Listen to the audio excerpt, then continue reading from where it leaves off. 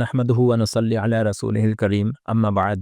সম্মানিত সামিঈনে কেৰাম, আসসালামু আলাইকুম ওয়া ৰাহমাতুল্লাহি ওয়া বাৰাকাতুহু।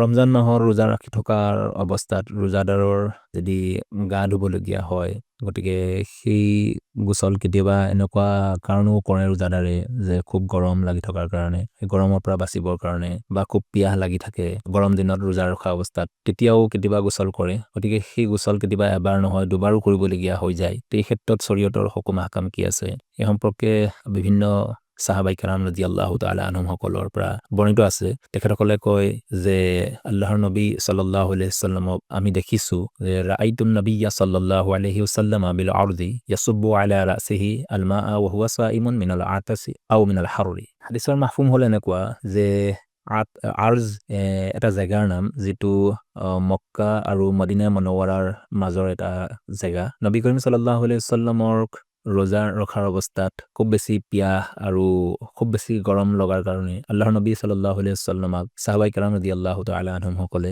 নিজৰ মূৰ মুবাৰকত পানী ঢলা দেখিছিলে। ইয়াৰ লগতে ৰমজান মাহত ৰোজাদাৰৰ কাৰণে কিছুমান আৰু সৰু সৰু মাসাইল, যেনেকে আমি ৰোজা ৰখাৰ অৱস্থাত ৰোজাদাৰে চকুত দৰব ল'ব পাৰিব নোৱাৰে। এই সম্পৰ্কে দেখক যে ইমাম মালিক ৰাহিমাহুল্লাহ নজদিক কিন্তু চকুত দৰব লোৱা জাইজ নাই, কিন্তু আইম্মাই সালাসা অৰ্থাৎ আমাৰ ইমাম আবু হানিফা ৰাহিমাহুল্লাহ, ইমাম শাফি ৰাহিমাহুল্লাহ আৰু ইমাম আহমদ বিন হাম্বল ৰাহিমাহুল্লাহ নজদিক চকুৰ দৰব ল'ব পাৰে, আৰু সেইটো কাৰণে তেখেতসকলৰ নজদিক চুৰমা লগোৱাও ৰোজা ৰখা অৱস্থাত জাইজ আছে। তাৰপিছতে আৰু এটা মাসালা আহে, সেইটো হ'লগে যে ৰোজা ৰাখি থকা অৱস্থাত কাণত দৰব দিব পৰা হ'ব নে নহয়। এই ক্ষেত্ৰত দেখক যে বহুতো উলামাৰ নজদিক কাণৰ যি পৰ্দা আছে, পৰ্দাৰ জৰিয়ে আমাৰ দিমাগলৈকে পहुঁচাৰ এটা সম্ভাৱনা থাকিব পাৰে।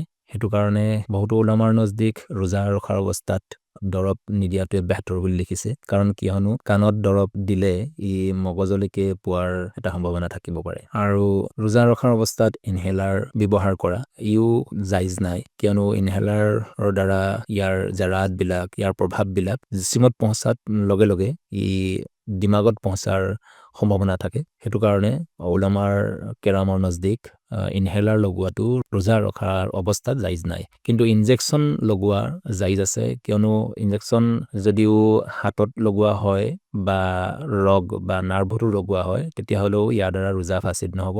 এটা কথা মনত ৰাখিব লাগে যে বাগেৰ ওজৰ চিৰ্ফ তাকতটো, শৰীৰৰ যি শক্তি আছে তাক বঢ়াবৰ কাৰণে যে ইনজেকশ্যন লগোৱা হয় তাৰে ৰোজা মকৰু হৈ যায়। ঠিক তেনেদৰে যদি টোপনি অৱস্থাত কোনো ৰোজাদাৰ এহতেলাম হৈ যায়, গোচল ফৰজ হৈ যায়, তেতিয়াহ'লেও এই ক্ষেত্ৰত ৰোজা ফাচিদ নহয়। ঠিক তেনেদৰে ৰোজা ৰখাৰ অৱস্থাত যদি কুল্লি কৰা হয়, অজুৰ মাজতো যি কুল্লি কৰা হয়, গতিকে এই কুল্লি কৰাৰ ক্ষেত্ৰত যি পানী আমাৰ মুখৰ ভিতৰলৈ যায়, তাৰপিছত আমি সেই থুৰ সৈতে সেই পানীখিনি আকৌ যেতিয়া উলিয়াই দিওঁ, গতিকে সেই অৱস্থাত আমাৰ ৰোজা কোনো ফাচিদ নহয়। যদিও মুখৰ ভিতৰত এটা পানীৰ এহছাস থাকে, তবু সেই অৱস্থাটো আমাৰ ৰোজা কোনো ধৰণৰ ফাচিদ নহয়। আৰু ৰোজাৰ হালতত যদি তেজ ল'বলগীয়া হয় বা তেজ দিবলগীয়াও হয় বেলেগ কাৰোবাক, তেতিয়াহ'লেও ৰোজা কোনো ধৰণৰ ফাচিদ নহয়। কিন্তু এটা কথা মনত ৰাখিব লাগিব যে ইমানো তেজ দি দিয়া হয় যে আনক যদি দিবলৈ যাওঁতে নিজৰ জিচিমত কমজুৰি আহি যায়, তেতিয়াহ'লে ৰোজা মকৰু হৈ যায়। গতিকে এনেকুৱা ধৰণৰ সৰু সৰু মাসাইলবিলাক যি আমি ৰমজান মাহত ৰোজা ৰাখি আছোঁ, এইবিলাকৰ ওপৰত আমল কৰাৰ তৌফিক দান কৰক। আসসালামু আলাইকুম ওয়া ৰাহমাতুল্লাহি ওয়া বাৰাকাতুহু।